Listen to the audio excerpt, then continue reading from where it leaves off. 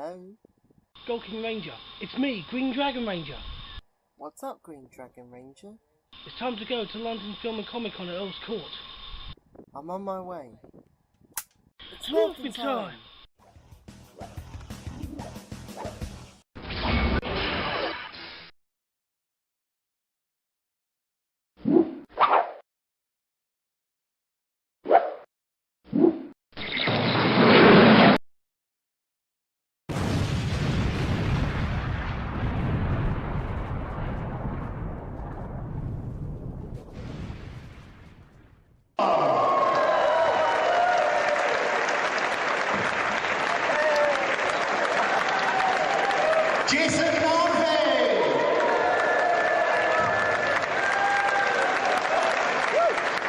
Yost!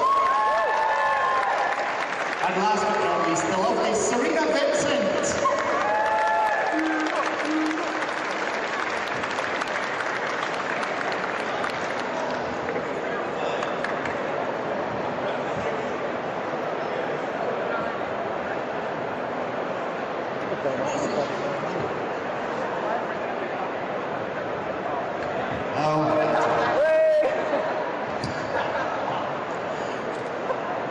You're sitting in Game of Thrones chairs.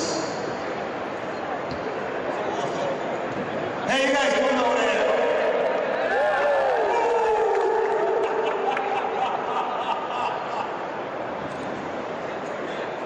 You gotta turn it on there, Paul. You gotta turn it on, Paul. You gotta turn it on. How are you doing this afternoon? There you go, you got it.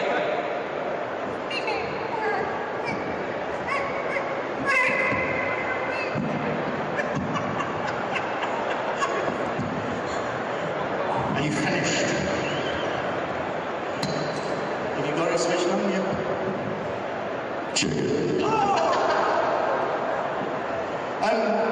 How we do this is if anyone wants to ask a question, just put your hand up and we've got roving mics and you'll get your question asked. But I'd like to start by going along, you guys each, to ask, why did you decide to take up acting as a career? Well, performing is always wonderful. Performers generally want to please people and put on a good show for folks to watch. Generally, many comedians take up comedy so they don't get their asses kicked in school. And that was me. You find that if you make people laugh, you're not bullied. Correct. You're a big guy, you can kick the shit out of anyone that tried on with you. Yeah, but until you realize that you can hurt people, you generally are the one that's hurt. And then you learn. Hey, buddy. Hey, buddy. I took on acting because I like echo chambers. No, I mean, you do it just kind of like Paul was saying, you know, if you're not good at sports, you take up something else, you find your niche. You need to have a voice when you're a young person. You need something that's empowering and something that you can do when you're grounded, which is always. So that's why I took up acting. It's the only thing I could do, the only thing my parents would let me do when I was grounded. Hi. Nice to see you all. I took up acting just because when I was 7 years old, I did a play called Snow White and the Seven Dwarfs, and I got to play Dopey. From that moment, I always knew that I wanted to be an actor. So it was just a life-changing moment for me. So I don't know that I did it for attention. I'm just kidding. But I just did it because I had a true connection to wanting to be an actor. And hi, hello everyone. For me, I was good at sports. My mom was a ballet teacher, so I grew up in the dance studio in the back of my house, which was awesome, and so I kind of like grew up performing and with an appreciation for the arts. And I used to, with my cousins, we had an attic full of costumes,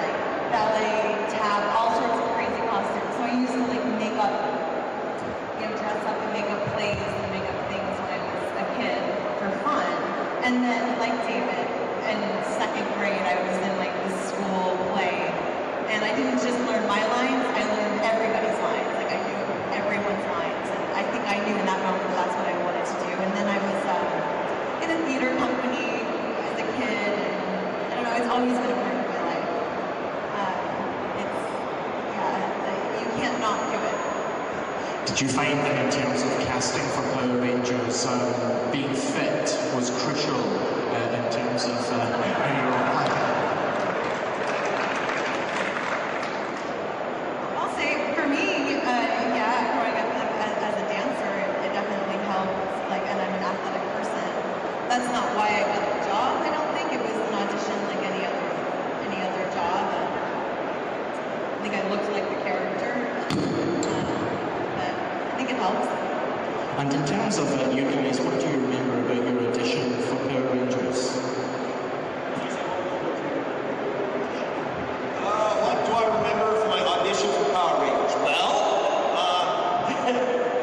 my audition for Power Rangers kind of proved that it was, in this business, you got 50% dumb luck, and then you got 50% being here. Excuse me. Yes. My dumb luck was to be hooked up with this guy right here, okay? Like nitro and glycerin. No, seriously, they, you get the call, which you're lucky to get. I originally did the cattle call for the show that was called Phantoms at the time, for the pilot. And for those of you who are not familiar, cattle call is basically get in front of the camera set up, you walk up and say, "Hi, my name is Jason Narvy, I'm with Keller Arletta Agencies. Thank you, next." Them all. They took mine, they watched me and said, "Hell no, we want a nerd. We want like a really nerdy kind of guy." Instead, they went for someone that was good looking. I originally auditioned for his role. But then later, after they cast the pilot, they cast all that stuff, they wanted to replace my character, and I just so happened to be one of the 10 faces that was pulled. I do remember the script they would not complete on, and so they asked me to improvise. That's where I took the luck, and I just was ready for it. And I decided that audition I was going to insult everybody, and lo and behold, that's how that happened. David, what do you remember about your audition? It was a long audition process for me. I originally started auditioning for the role of Jason, the Red Ranger, and I had 3 auditions as Jason, the Red Ranger. And then I saw in the producer's eyes that it wasn't going to go my way, so I begged them to let me audition for the role of Billy, which they kindly did.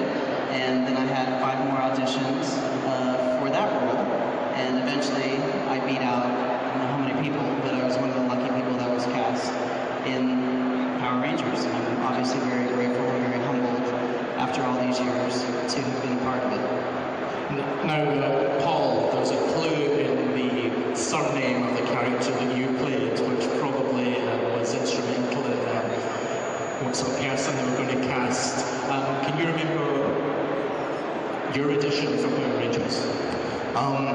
Well, we did a promo pilot, which many of you may have seen, where I have the big hairdo and we're in the bowling alley. That promo pilot, I played a minor character, and then after that, they kind of wrote the role of Bulk for me because they wanted to do the Laurel and Hardy thing. So then we just had to find a reasonably serviceable thin man.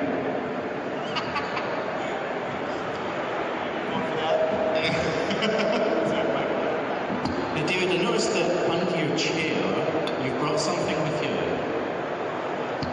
I brought a lot of stuff with me. Is that an original? The helmet, no, this is just a replica. Unfortunately, our production company didn't let us keep the originals. They have all that stuff locked up. Some people stole stuff, but I did not. So this is a replica, and I paid for it. So. Why do you think Power Rangers is still so successful and popular?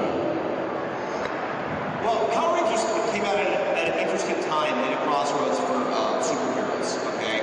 It's when, back in the day, all your superheroes are supposed to be, your kind of standard Superman. They all kind of looked alike. They were like good guys. They're all one type, male, Caucasian largely, the American way. That's how they were doing it. Power Rangers was different.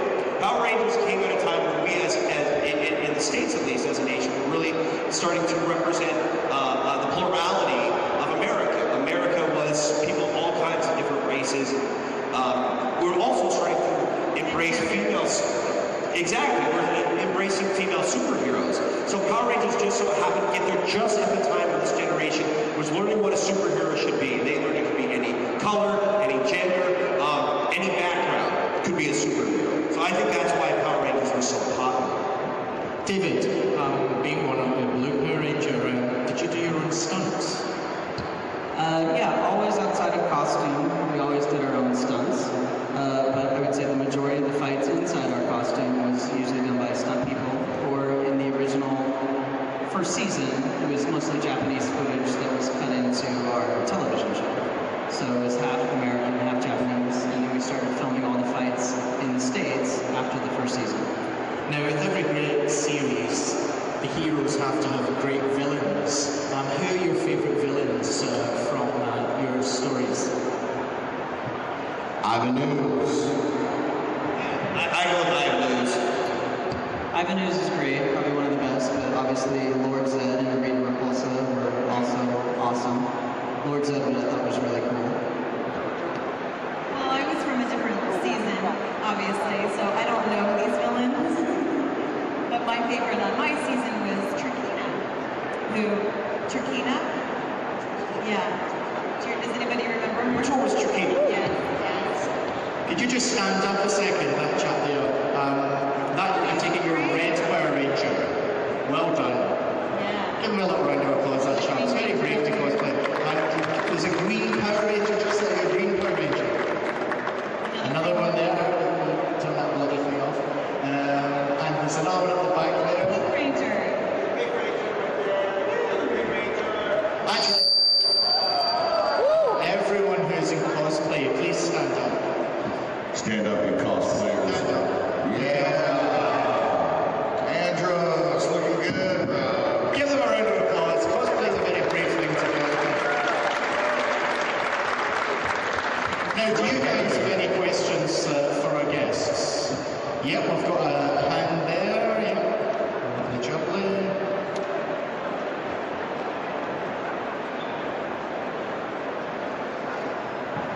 And then that chap there, okay? With the recent announcement, with the recent announcement of the Lionsgate producing a Power Rangers film, what do you hope it's going to be? And given the chance, would you like to be in it? Can I go? Wait, who did you ask? Everybody? Yeah, that's for everyone. I want to just answer this. I've already put out there that I want to be a villain. I don't think that they're gonna. I've done a lot of movies for Lionsgate. If you're listening, that would be fun to play a villain. But they're not calling me to be in this movie. But I just hope that it makes the fans happy. It would be cool if they brought back old villains and old people, right? And mixed in old Rangers with new Rangers. Yeah, I'm excited to see what Lionsgate does with it. I hope that it's dark, but still has a lot of the campiness. I don't know how they're going to do that, but still has a lot of the campiness of the original series. Obviously, I think any of us would be honored to be in the film. Obviously, I want to be playing Billy, but to have a cameo would be really, really cool. I'd love to see it go for an older demographic. You know, I think that a lot of other superhero franchises have learned that people put up with these shows, or films, or characters, whatever, and now they are written for adults. I think Power Rangers needs to embrace some of that without losing, like you said, the kind of campiness, kind of innocence for the kids as well. Power Rangers is like the CIA. You think that you're retired, but you're not. You think that you can go to the farm and live a happy life, but you can't. Because they will call you for one last mission. There was someone up here. Stand up, please. Hi guys, thanks for coming out. What's up? Just wanted to ask, actually I read online whether you could put any truth to it, that the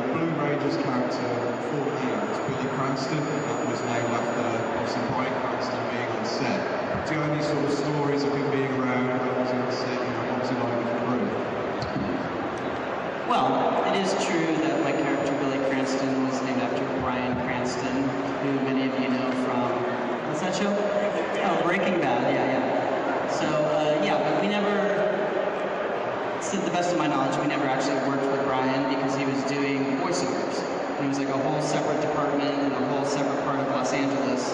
I don't think our paths, maybe when I was doing my voiceovers, our paths crossed and we met maybe once or twice.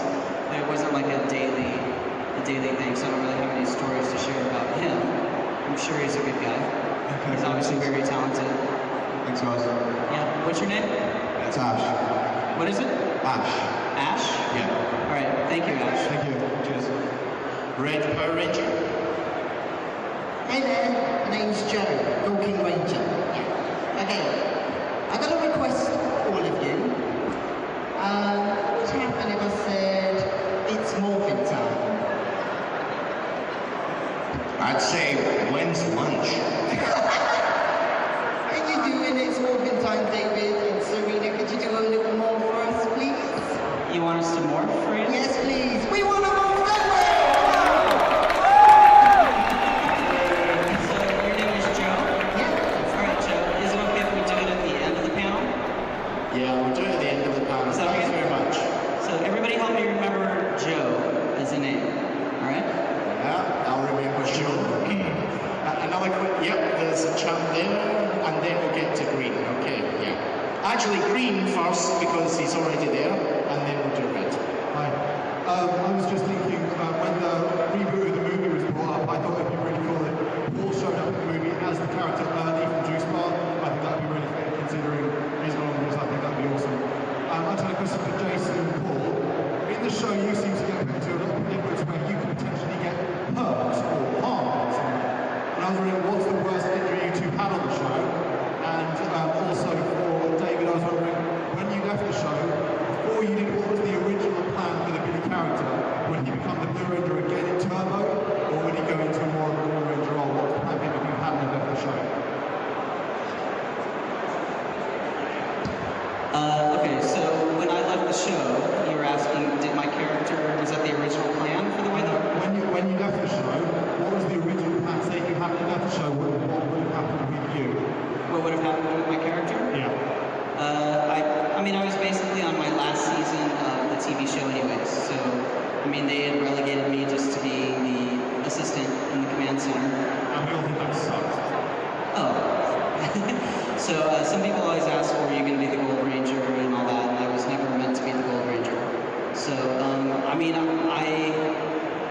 in the end of everything, I liked how everything ended up for Billy. That Billy got sent away to a foreign planet and got to experience the universe in ways that most people wouldn't get to experience. So even though I left the show under bad terms, the way that everything ended up for the character I thought was great. So I'm happy with it all. In times you guys got hurt. So, the biggest injury that I ever had on the show was when Jason and I had our feelings hurt because we decided to draw all over the dressing room with marker. Well, because we had been working straight for like 3 years with no vacation. So we said, what if we were on a desert island? What if we took this black marker and we drew a tropical scene on the walls of the dressing room? So we did that, and then they made us paint the room.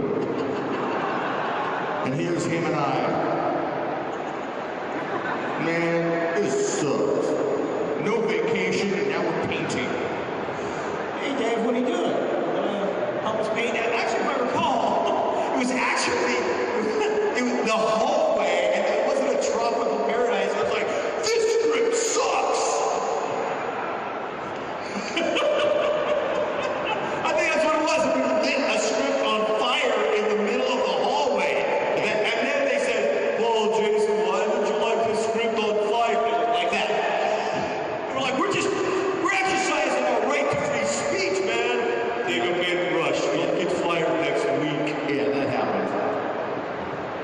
That chap there. Hey guys. As fans, we all have emotional attachments to kind of episodes that are specific to us. Is there anything that you guys remember that you guys have kind of an emotional attachment to, or a specific episode you remember that you had fun on? Or relate to, even? What's your name? It's Dan, and sorry about yesterday, I completely froze. It's Dan? Yeah. Okay. I did 200 episodes, so I have a lot of fun and favorite memories of a lot of episodes, but in the first season, I really enjoyed doing the episode where Amy Jo and I, Kimberly and Billy switched personalities. It's called Switching Places, so that was fun. And an episode where Billy had a girlfriend named Marge. That was good. That was Madame Woe. And then I think one of my favorite ones was when I was dancing in the juice bar and I tripped and I fell on a cart and I was wheeling all over the place and I hurt myself. I know that was an episode with a deaf girl. And that was probably one of the funnest, funnest? It is now. Okay, one of the more fun episodes to film. For me. No, I want you. Again, I was a different season. A lot of the episodes sort of blended together in my brain. I don't know why. I say it's because I was 19 and your frontal lobe isn't even fully developed until you're 23, so I feel like I don't remember everything.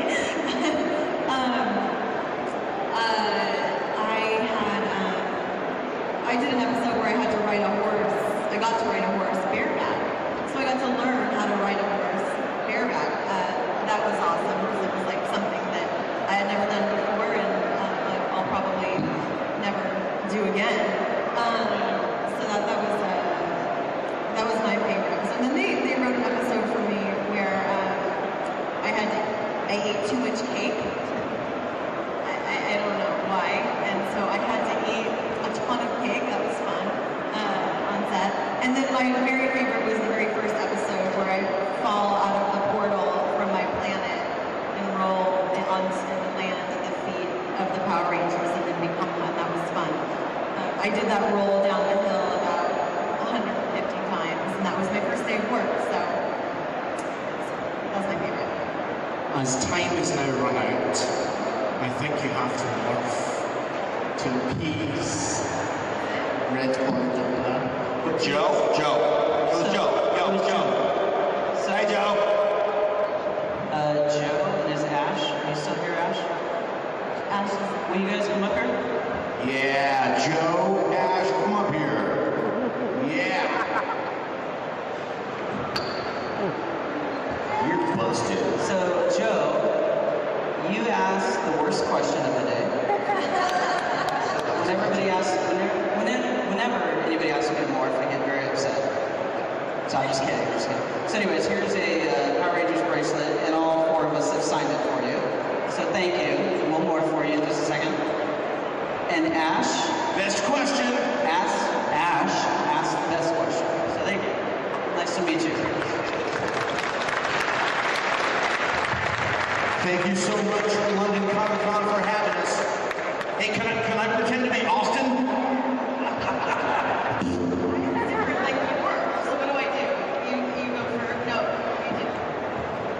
I'll just morph with you in my own, my version. Okay.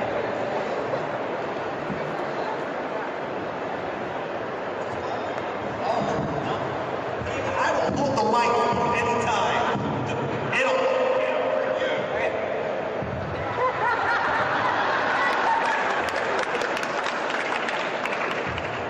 It's Morphin time!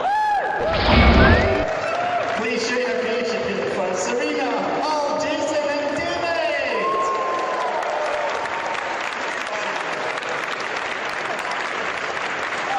Now, could you not move, please? There we go. Guys, thank you so much for coming out. Come visit us. We love you. Don't tell your parents, though.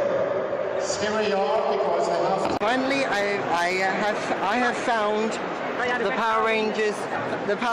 I have found this amazing Power Rangers store where you can get cycles, DVDs, big figures, little figures, even Shark Cycle, or even box and mega toys. It's totally amazing. You have to find this store. It is absolutely fantastic.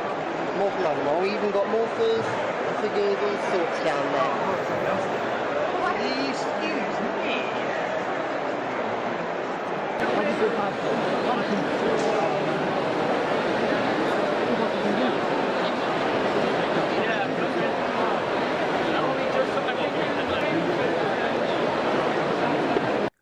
Hiya, GreenDragonRanger from GoldKingRanger. Just a quick video for GoldKingRanger channel.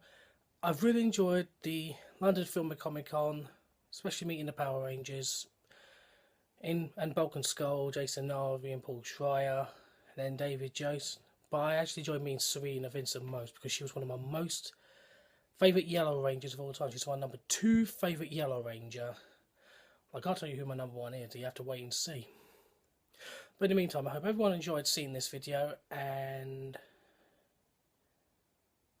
well, all I can say is, let the power protect you. And remember, Rangers forever, GoldKingRanger forever.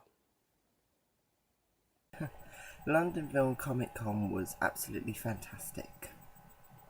I met some great Power Ranger actors, along with some great Power Ranger fans. Met up with some old Ranger friends from my last 2 conventions I went to. I have to say, the bit where in the talk when I was asked to come up on stage, for me personally, that was just, I was just speechless. It was absolutely amazing to be up on that stage with my heroes. It was just brilliant. I may have asked the worst question, but to be honest, any true Ranger fan would request them to do a morph for the fans. I mean, someone had to do it, so I did, and I'm proud of it. The bracelet, oh, hold on, I do have it. The bracelet, here it is. It's absolutely a wonderful little gift from them, and as you can see, it's all autographed, but by Paul Schrier, Jason Narvy, David Yost and Cerina Vincent. It's absolutely fantastic. I have the Ivanhoe's Pop, which is autographed by Paul Freeman, and also Paul Schrier. Paul Schrier. Yes, Paul Schrier's there, Bulk, and Jason Narvy's skull at the top.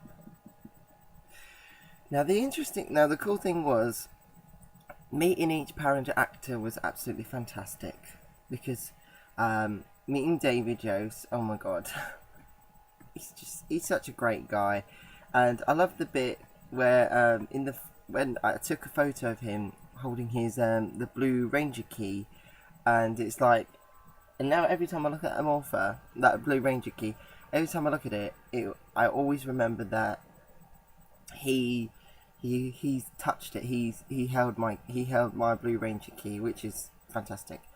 And not to mention, Cerina Vincent asked me to bring my Galaxy Morpher in, and I showed it to her, and she also ended up wearing it in when we did our photo shoot, and it was just amazing, because it's like she loved me to bits. That's Cerina Vincent. She played Maya from Lost Galaxy. She was just fantastic. She was just wonderful, lovely to talk to. Paul Schrier and Jason Narvy, oh my god, they are the 2 funniest, enthusiastic guys you're ever likely to meet from the Power Ranger cast. It's like, they make me laugh. They're just really lovely guys. They're all wonderful, lovely people. Paul Freeman, a lovely old guy. He said to me from the Power Rangers movie, "I smell teenagers," which was really funny. He laughed when I quoted some of his Ivanhoe's lines, and he was just so lovely. So anyway, guys, for those who I met at London Film Comic Con yesterday, on behalf of me, myself, and my teammates, PinkPteraRanger, GreenDragonRanger and Turbo Phantom Ranger, we thank you for making London Film Comic Con so special for us. And I also would like to thank Paul Freeman, Jason Narvy, Paul Schrier, Cerina Vincent and David Yost for making yesterday so fantastic. And thank you for coming to the UK, to London Film Comic Con, to give us UK Power Ranger fans an opportunity to meet you. So until next time, Ranger fans, may the power protect you, and me and my team will see you very soon.